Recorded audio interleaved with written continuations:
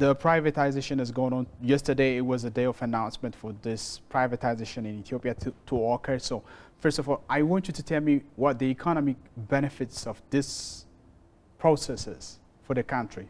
To put things in context, that the Ethiopian privatization program has been running for 20 years. Right.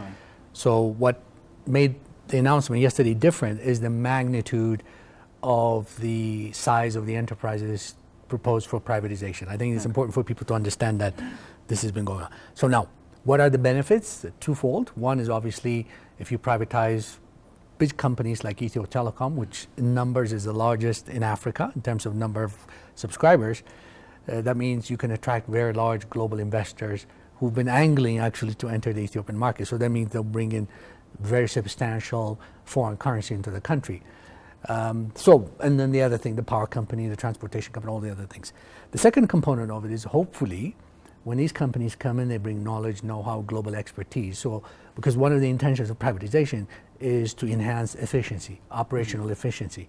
With the exception of Ethiopian Airlines, which is by itself a very spectacularly successful organization, the others could benefit from international partnerships because they are not yet at that level of Ethiopian Airlines, let alone of some global, let's say, telco or power company. So twofold, the hard currency and operational efficiency and building human capital. So these are, in brief, some of the benefits of the privatization. What do you think are the drawbacks? And if there are solutions for the drawbacks that may result from implementing the privatization?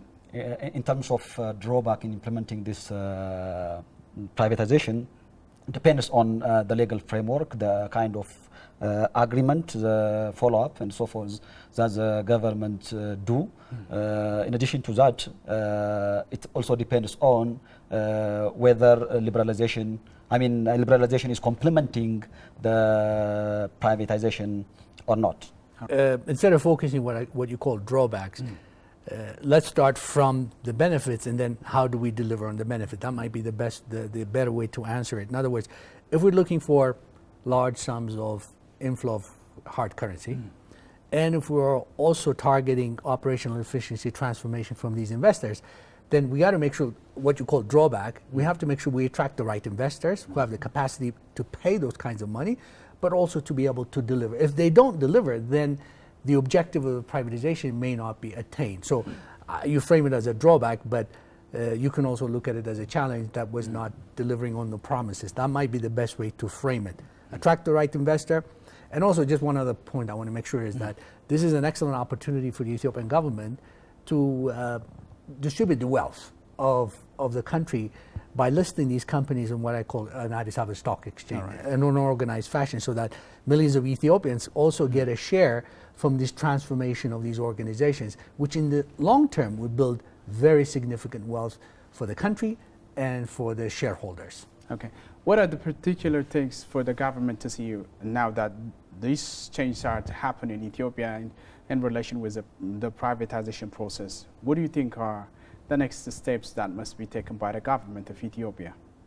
The government should sit down and separately look at each of the strategic companies because the nature of each of the business is by far a different one.